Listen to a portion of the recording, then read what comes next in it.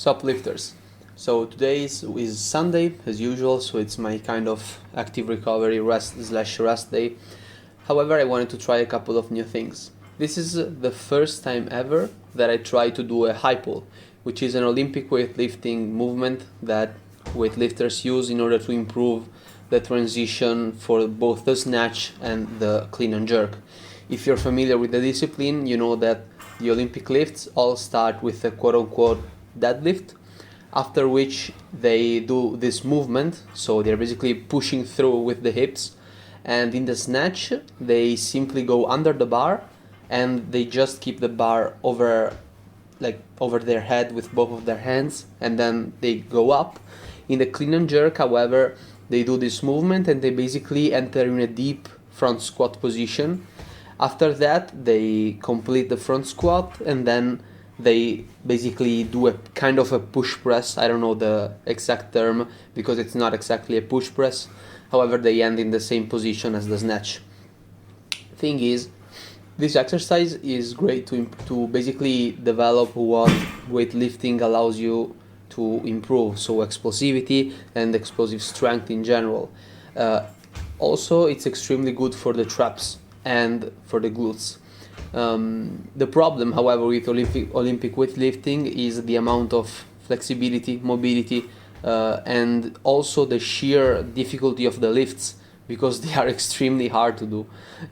If you follow the channel for a bit, you know how much my mobility is screwed up.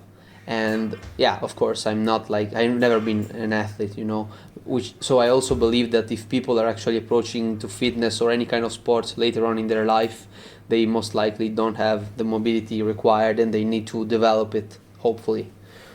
However, this exercise, if done correctly, which I'm still learning to do, if you Google on YouTube high pull, you will see that there are people doing it, of course, correctly, and you can kind of understand what the main idea is. However, the point is to basically do a sort of a small hip hinge, which will allow you to basically push the weight up and simply catch it along your kind of nipple line. And basically, the main point is that I saw this video from Enkiri Elite Fitness, which basically talked a lot about this movement and why he really enjoys it. So I said, why not? It seems fun. It's a really fun exercise to do. It's also pretty weird because it's kind of different from what I'm used to do, since all I do is kind of slow and control. However, this is it's explosive. So quote unquote, I can say that my squats are explosive because you need to push with everything you have towards the final position after you're down. Same for the bench, you go down and then you gotta push. However, this is also dynamic because you're moving in space and you're not standing completely still, and it's pretty different. I feel like it's a different training stimulus, so I think I will actually start doing this exercise 2 times a week. Right now I'm only learning it. In theory it's a pull, so I should put it in my pull days. The problem is that my pull days are already the longest training day of the week, so I can either put it in the leg day or I can put them in the push day. I will think about it in the next days for now, since I'm not exactly sure how do I want to program it. Also, the 16th of this month I'm gonna get the second dose, so I might be knocked out for a couple of days. I will still try to train. And if I'm knocked out, I will still upload a couple of videos. I have a cool idea, which is basically seeing how my bench strength has evolved since I have my journal from the beginning. So we can all see together how is it going, what's the rate of improvement, and perhaps we can try to make a couple of predictions for the future and see how does it actually, if it actually works. Also, you see that I tried to change the weight because I felt like I was kind of quote-unquote too strong with just the empty bar at the beginning. So I put on some weight just to see if I can actually keep it during the nipple line, because I ended up always getting it a little bit higher, like mid-pack, and that's not the point. I should keep it kind of lower. Anyway, the exercise is pretty fun. I'm gonna start doing it. Moving on. Deadlift aftermath. This video is called like this because today I woke up and this is kind of a religion, I go about my days, I do my stuff, and then after I kind of, I don't want to say warmed up, but I walked around for a bit, I moved a bit, I'm fully awake. I try to simply simulate a deadlift, a sumo deadlift. So I get in position with nothing in my hands and I simply pull up. And when I locked the lift out, so when my hips were completely extended, I felt some pain in my right hip. So it was extremely mild. I tried doing it again now and I had no problems. So what I realized is that perhaps there are two things. Number one, I'm simply not built for sumo deadlifting. Number two, I'm not using my glutes enough. Because I kind of thought about it and I feel like I always try to push the ground away and lift my upper back up. However, I never really think about creating tension in my glutes, which however are an extremely important and main mover actually for opening the hips up. So perhaps I can I can probably try to improve my mind muscle connection during the lift. So what I will be doing is hopefully tomorrow I will be able to squat, which is Monday. Then Thursday I will have my second leg day session, which will be the same day of the second dose. So the next 2 days I will perhaps not train, since supposedly the second dose should be a little bit more annoying than the first one. And after those 2 days, so perhaps on Saturday I can try to deadlift again. And what I will do is I will simply try to sumo deadlifting with less weight and really focusing on my glutes. And I will do it with a slightly higher volume and less weight. This way I can see what is going on basically. Also you can see how ugly my squats are. I'm really unsightly, I am ugly to watch and I want to punch myself in the face. Anyway, I really hope that 2 to 3 years from now on I will actually be happy with my mobility and my squat form.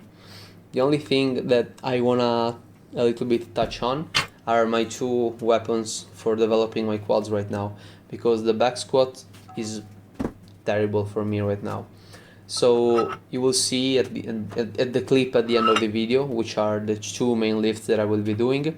One will be the front squat. So this is a really long clip and it's really sped up. However, I did some kind of front rockles, which is also a movement that Olympic weightlifters do, which basically allows them to get used to staying in the front rack position, which is this one. You can see that sometimes I kind of flex my legs, just to see how does it feel when the weight is kind of bouncing in that position. And it also helps with getting used to holding the bar that way. 3 fingers for me is still too much, it still kind of hurts. However, 2 fingers feels okay. So I will try to do front squats like this. Another thing is that squats are really something, man. I tried holding in the I believe both in the front rack and in the back rack position 80 kilograms, and I felt like I was dying. Yeah, it's really something else. When you hold it in your hand after you deadlift, 80 kilograms feel like nothing, Even when I deadlift like 110 kilograms, I lift the weight up, but I don't really feel it that heavy in my hands, right? However, when you hold the weight over your shoulders, it's a terrible sensation, It really kind of takes your soul, because you can really realize that you can get completely crushed by this thing that you're holding over your back. Also, it's extremely uncomfortable because all your spine is getting completely compressed. Yeah, it's not a good thing. I mean, not that it's not a good thing, but it's not a nice thought to have while you're squatting, because in theory you should be as calm as possible, of course. So yeah, these are my thoughts lately. Here you can see that I'm really happy actually with the depth with the front squat, which is pretty weird because in theory front squatting is supposed to be harder for people.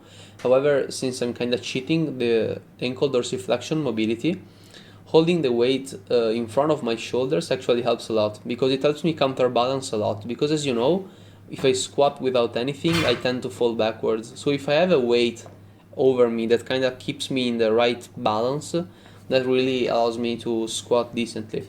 Also, you can see that I have a nice depth. And I found out that I quite like keeping my hips kind of not closed, but my legs keeping them not really wide, I'm more of a narrow stance perhaps, which is weird because I've always, how bad my mobility is again. If I had to squat, I always had to do it with more open legs. which kinda, it links back to the discourse which I was making about the sumo deadlift. Perhaps I'm just made to have the hips closed because I've never had any kind of hip pain when I conventional deadlifted. The only thing is that the conventional deadlift is more of a posterior chain rather than the anterior chain. Still, it's a deadlift, it's still posterior chain. However, it uses the quads a bit more, which is why I was sumo deadlifting. And this is the second weapon, it's the Zercher squat. I don't know how much weight I will actually be able to hold. However, as you can see, it's even more comfortable for me because the weight is even, easier to hold, number one. I mean, in theory, I don't know with how much weight am I going to be able to hold it. And it also counterbalances me even more. So these are the two weapons that I have, plus the Bulgarian split squats with a narrow stance. We will see. Right now I just hope that tomorrow I'll be able to front squat again. So see you guys tomorrow.